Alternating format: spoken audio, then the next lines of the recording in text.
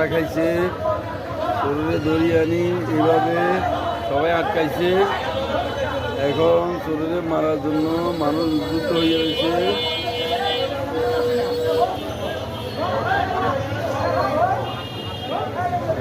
চোরের কানে ধরাইছে, উদ্বোস করাইতেছে, আর কখনো চুরি করবে না সে বলতে আছে।